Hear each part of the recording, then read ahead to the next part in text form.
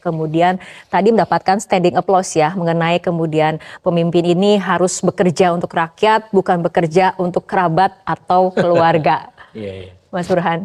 Iya, memang ini ada perbedaan cukup besar ya antara pidato Pak Prabowo setelah dilantik sebagai presiden dibanding ketika beliau berkampanye untuk terpilih sebagai presiden 2024. Jadi di periode jelang Pilpres 2024, narasi yang dipakai oleh Pak Prabowo narasi kalau istilah teknisnya namanya co-branding.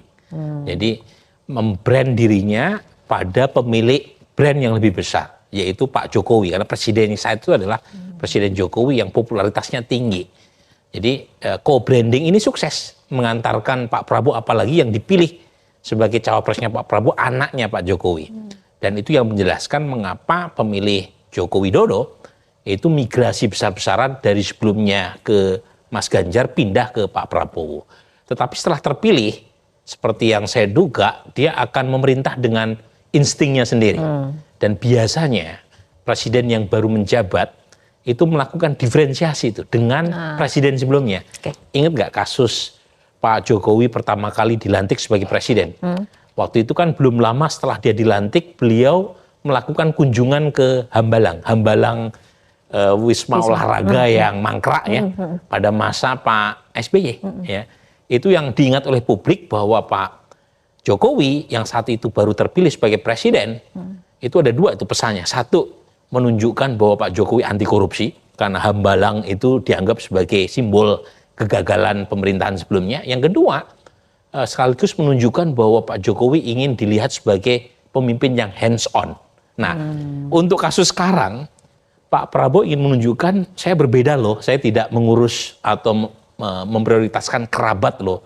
Itu eksplisit tuh. Meskipun lagi-lagi statement ini bisa juga kembali ke alamat pengirim.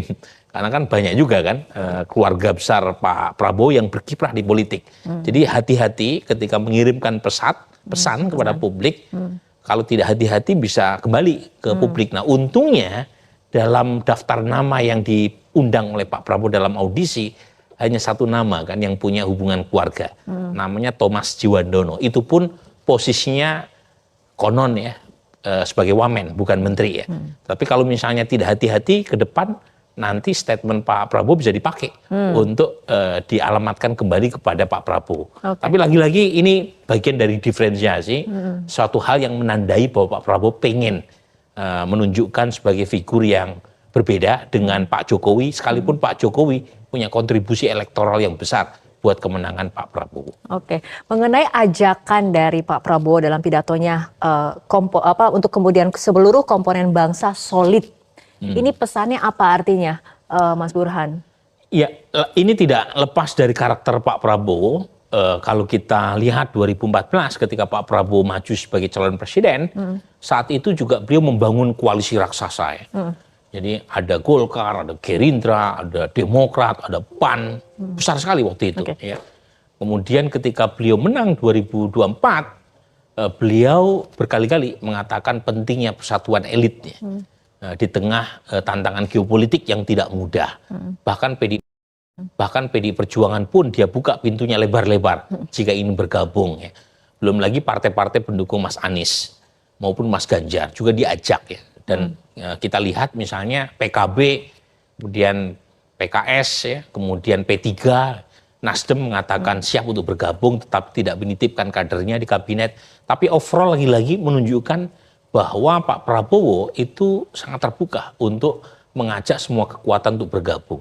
Nah, catatan negatifnya adalah keberimbangan jadi kurang kan. Jadi kita khawatir juga kalau semua kekuatan ditarik ke dalam, itu kemudian proses checks and balance tidak terjadi. Nah, kita bersyukur PDI Perjuangan komit menyatakan berada di luar, meskipun ada Pak BG di dalam, tapi harapan kita itu bukan hanya PDI Perjuangan, tapi ada satu lagi kekuatan yang bisa menambah kekuatan penyeimbang di parlemen agar Pak Prabowo mendapatkan koreksi kebijakan yang mumpuni.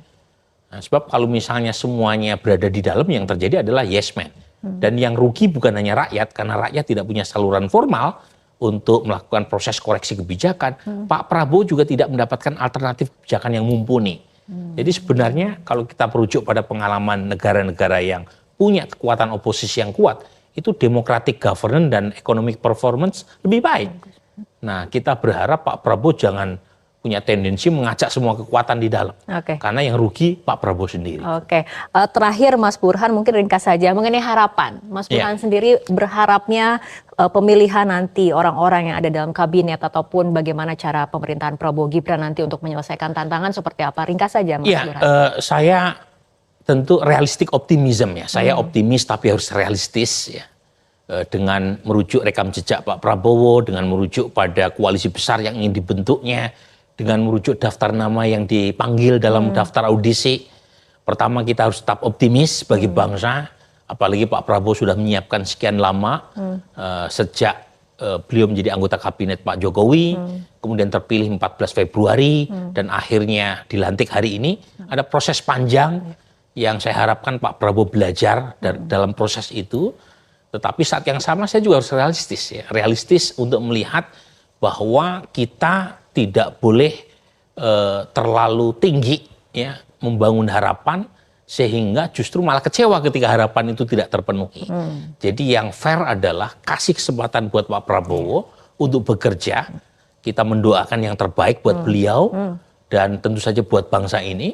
Dan kalau misalnya ada hal yang kurang, ya bukakan pintu selebar-lebarnya untuk kritik dan masukan. Karena kritik itu akan menjadi vitamin buat pemerintahan Prabowo. Jadi jangan pernah menempatkan kritik sebagai penyakit yang harus diberangus. Tapi kritik yang membangun itu akan sangat positif buat pemerintahan Prabowo itu sendiri. Oke, Mas Burhan, terima kasih sudah meluangkan waktunya. Oke, Prabowo Subianto dan Gibran Raka Buming Raka sudah mengucapkan sumpah sebagai Presiden dan Wakil Presiden Republik Indonesia. Pak Prabowo dan Mas Gibran resmi menjadi orang nomor 1 dan orang nomor 2 di Indonesia periode 2024-2029. Pengucapan sumpah itu berlangsung saat sidang paripurna MPR RI di Gedung Nusantara MPR atau DPR RI Senayan Jakarta Pusat Minggu 20 Oktober 2024. Sidang itu sudah dimulai sejak pukul 10 tadi pagi waktu Indonesia Barat dan dipimpin oleh Ketua MPR Ahmad Muzani. Dan sahabat-sahabat pemirsa, Prabowo mengucapkan sumpah terlebih dahulu baru kemudian diikuti oleh Gibran. Sidang ini diikuti oleh Presiden ke-7 RI Pak Joko Widodo dan Wapres ke-13 RI yaitu Ma'ruf Amin. Kemudian Prabowo berdiri dari kursinya dan mengucapkan sumpah.